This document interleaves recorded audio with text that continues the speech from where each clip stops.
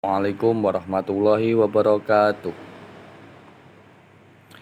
Baik, saya Muhammad Iqbal Hamdani dari kelas PPA 6A akan membawakan materi yang telah kita pelajari bersama pada perkuliahan Fathul Mujam 2022-2023. 2023 saja. Tentang konsep dasar Mu'jam Al-Arabi.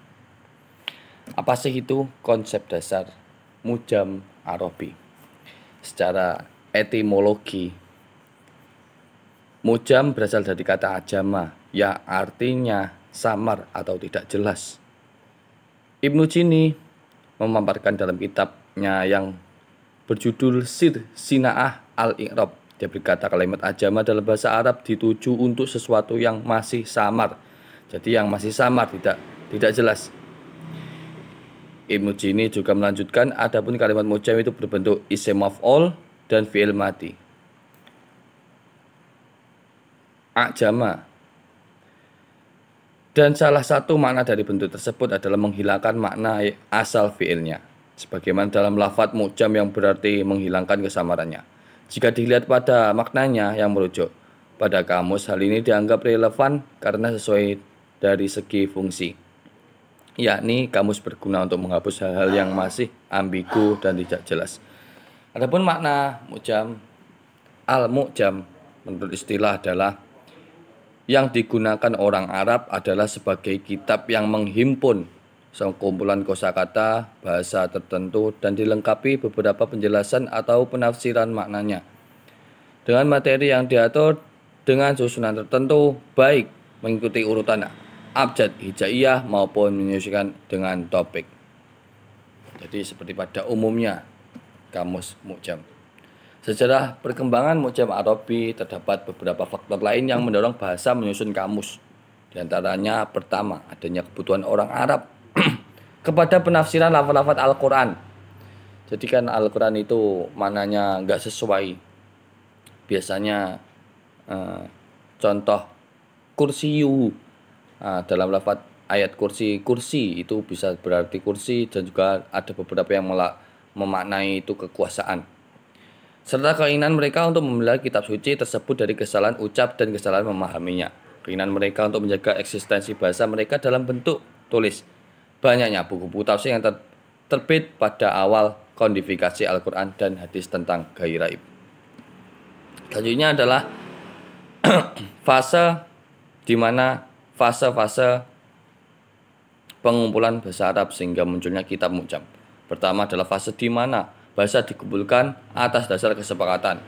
Yang kedua, fase mengumpulkan kata yang berhubungan dengan topik tertentu yang dibuat kitab sehingga dikenal adanya kitab Al-Ma'tar, Al-Laban, Abu Zaid. Yang ketiga ada fase pembuatan mu'jam secara sempurna dengan sebuah tersendiri yang sistematis. Pembagian mu'jam Arabi. Yang pertama itu ditinjau dari segi kuantitas bahasa. Yang kedua ditinjau dari segi kata. Yang ketiga ditinjau dari segi tema. Yang keempat ditinjau dari segi materinya. Yang keenam ditinjau dari segi susunannya. Yakub membagi mu'jam ke dalam beberapa jenis. Jadi mu'jam itu bisa dibagi beberapa jenis menurut dari Yakub. Yang pertama adalah mu'jam lugawi, mu'jam tarjamah, mu'jam maudhu, keempat mu'jam istikaki, kelima mu'jam tatawuri, yang keenam mu'jam takasuyusi, kedelapan mu'jam ketujuh mu'jam dairah atau al-ma'ah, yang kedelapan mu'jam suwari, yang kedelapan, 9 kitab kamus buku, mu'jam kitab Alkitab atau kamus buku seperti Munawir. Yang kedelapan mu'jam digital, dan yang terakhir mu'jam online. Mu'jam online itu mu'jam yang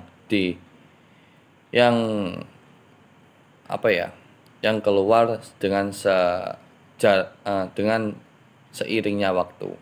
Karena pada saat ini kita serba online, maka terbitlah kamus yang online seperti mu'jam online. Bisa disimpulkan, mu'jam adalah sesuatu yang belum jelas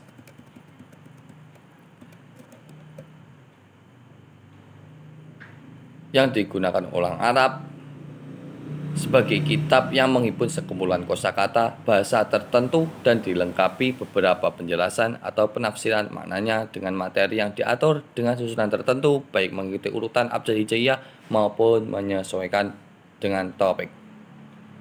Sekian penjelasan dari saya tentang mu'jam Arabi, kurang lebihnya mohon maaf.